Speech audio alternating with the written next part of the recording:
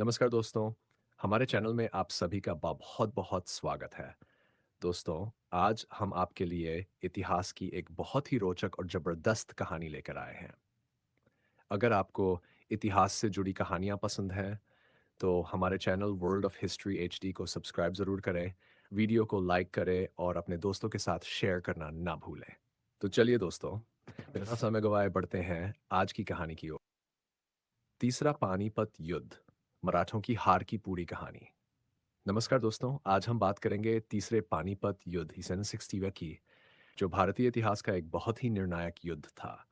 इस युद्ध में आमने-सामने थे मराठा साम्राज्य और अफगान शासक अहमद शाह अब्दाली। ये युद्ध केवल दो सेनाओं की टक्कर नहीं था, बल्कि पूरे भारत के भविष्य को प्रभावित करने वाला संघर्ष था। युद्ध की पृष्ठभूमि इन सदी में मराठा साम्राज्य बहुत विशाली हो चुका था।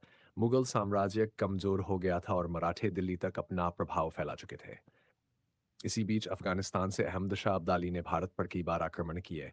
उसका मकसद था भारत के उत्तर क्षेत्र पर नियंत्रण बनाए रखना। मराठे चाहते थे कि उत्तर भारत में उनका शासन कायम हो जाए, इसलिए उन्होंने अब्दाली को रोकने के लिए विशाल सेना के साथ उत्तर भारत की ओर कूच किया।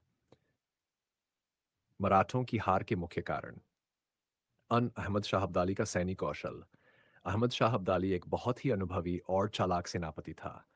उसने कई युद्ध लड़े थे और युद्ध नीति में वह माहिर था। उसने मराठों से सीधे टकराने के बजाय पहले उनकी कमजोरी को पहचाना, जैसे रसद, आपूर्ति और सहयोग की कमी। उसकी सेना अनुशासित थी और हर सैनिक अपने सेनापति के आदेश का पालन करता था। टू, मराठा सरदारों में आपसी मतभेद। मराठा सेना में सदाशिवराव भाऊ, होलकर, सिंधिया जैसे बड़े सरदार थे, लेकिन इनके बीच आपसी तालमेल नहीं था। निर्णय लेने में देर होती थी और कई बार आपस में मतभेद भी होते थे। जहां एक और अब्दाली की सेना एकजुट थी, वहीं मराठा सेना अंदर से कमजोर थी। उत्तर भारतीय राजाओं का साथ न मिलना। मराठों को राजपूतों, जाटों और सिखों से सहयोग मिल सकता था, लेकिन वे उनसे अच्छे संबंध नहीं बना पाए।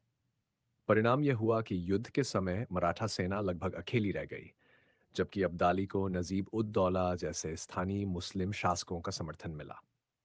जैसे रसद और भोजन की भारी कमी। अब्दाली ने मराठों की सबसे बड़ी कमजोरी पर वार किया, भोजन और रसद। उसने मराठा सेना की सप्लाई लाइन काट दी। कई दिनों तक मराठा सैनिक और घोड़े भूखे रहे। भूखी सेना ज्यादा देर तक युद्ध नहीं कर सकती। यही कारण था कि युद्ध से पहले ही मराठे शारीरिक रूप से कमजोर हो चुके थे।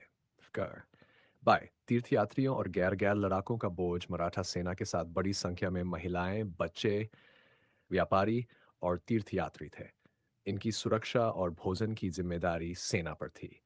इससे मराठा सेना की गति धीमी हो गई और संसाधनों पर अतिरिक्त दबाव पड़ा।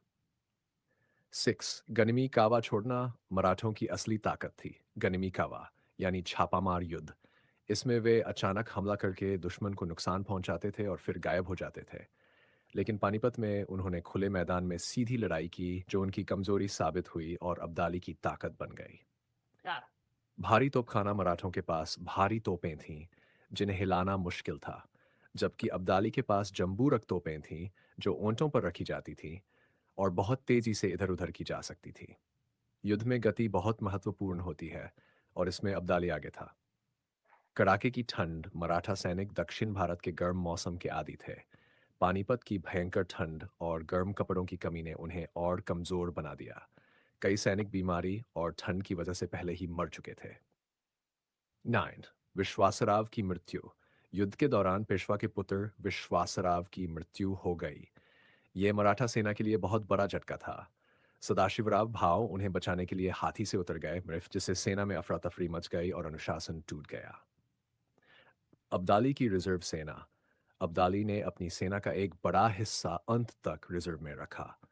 जब मराठा सैनिक पूरी तरह थक गए, तब उसने ताजा दम सैनिक मैदान में उतारे। इससे युद्ध का पलड़ा पूरी तरह अब्दाली की ओर झुक गया। युद्ध का परिणाम। 1168 में मराठों को भयानक हार का सामना करना पड़ा। हजारों मराठा सैनिक मारे गए। मराठा साम्राज्य की शक्ति को गहरा झटका लगा। हालांकि कुछ वर्षों बाद मराठे फिर उभरे, लेकिन यह युद्ध उनके लिए एक बड़ा सबक बन गया। निष्कर्ष। तीसरा पानीपत युद्ध हमें यह सिखाता है कि केवल बहादुरी ही नहीं, बल्कि रणनीति, संगठन, सहयोग और सही निर्णय भी उतने ही जरूरी होते हैं। मराठे वीर थे, लेकिन परिस्थितियां और रणनीतिक गलतियां उनकी हार का कारण बनी।